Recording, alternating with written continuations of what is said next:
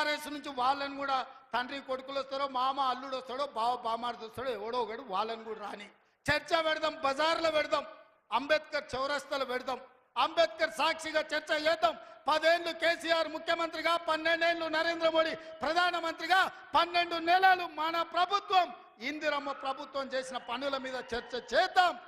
నరేంద్ర మోడీ ఇచ్చిన మాట, స్విస్ బ్యాంకులో లక్షల కోట్ల రూపాయలు నల్లధనం ఉంది, అవి తెచ్చి ప్రతి పేదవాడి ఖాతాలో 15 లక్షలు వేస్తా అన్నాడు.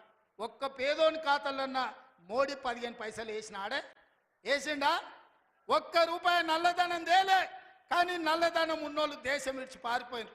నీరవ్ మోడీ, ఆయన చోక్సీ, విజయ్ మాల్యా ఇట్లా 100 మంది బ్యాంకులను ముంచి 16 లక్షల కోట్ల రూపాయలు బ్యాంకులకు ఎగదొప్పి పెట్టుబడిదారులు, మోడీ దోస్తులు దేశం విడిచి విదేశాలకు వారిపోయినారు తప్ప విదేశాలలో ఉన్న నల్లధనం ఒక్క పైసా కూడా మోడీ తెచ్చింది లేదు, పేదోడి ఖాతాలు వేసింది లేదు.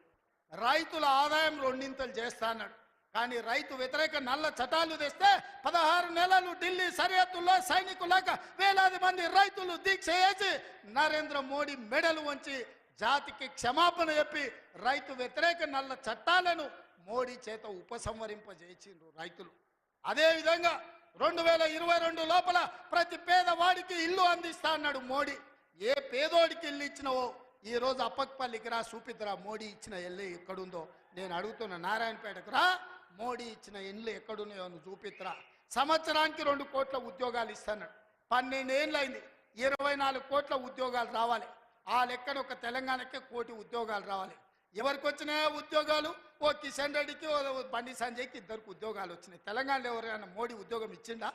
ఎవరికి ఉద్యోగాలు ఇచ్చిండో మోడీ వచ్చి చూపియాలి లెక్క. నేను ఇచ్చిన 55,000 మందికి మొదటి సంవత్సరంలో ఉద్యోగాలు తలకాయ లెక్క పెడితే ఎల్బీ స్టేడియం రా, ఒక్కొక్కరిని లెక్క పెట్టి పేరు రాసుకొని ఏ ప్రభుత్వ ఉద్యోగం ఇచ్చినో లెక్కలు చెప్తా. మోడీ గారు, నీ బంట్లను పంపిస్తావో, నీ బంట్రోతులను పంపిస్తావో నువ్వు పంపించు, లెక్క పెట్టి చూపించే బాధ్యత నాది. మోడీ ఒక రకంగా మోసం చేస్తే ఇక్కడున్న కేసీఆర్ గారు ఇంకొక రకంగా ప్రజల్ని వంచిండు, మోసం చేసిండు, దోపిడీ చేసిండు. ఇవాళ అందుకే సూటిగా నేను సవాలు విసిరదలుచుకున్న బీజేపీ బీఆర్ఎస్ వాళ్ళకు. బీఆర్ఎస్ 23లో అధికారం పోయింది, 24 పార్లమెంట్లో డిపాజిట్లు పోయినాయి.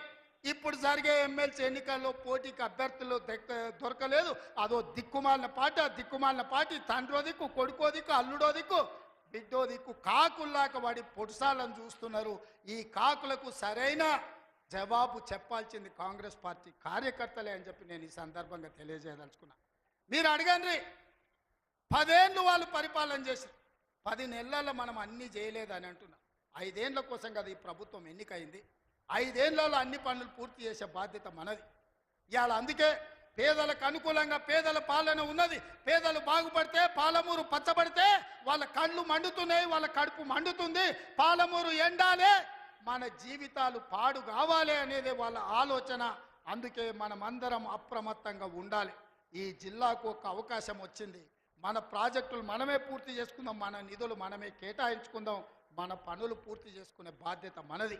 ఇవాళ నారాయణపేటకు ఇవాళ ముఖ్యమంత్రి వచ్చిందంటే 1000 కోట్లతోని పనులు ప్రారంభించుకున్నామంటే ఓ మెడికల్ కాలేజీ, ఓ నర్సింగ్ కాలేజీ, ఓ పారామెడికల్ కాలేజీ, ఓ ఇంటిగ్రేటెడ్ రెసిడెన్షియల్ స్కూల్, ఓ మహిళలకు పెట్రోల్ బంక్, ఇందిరమ్మ ఇల్లు ఇక్కడి నుంచి రాష్ట్రానికి ప్రారంభించుకున్నామంటే ఇవాళ మనోడు మన బిడ్డ ఇవాళ ముఖ్యమంత్రి ఉన్నాడు కాబట్టి.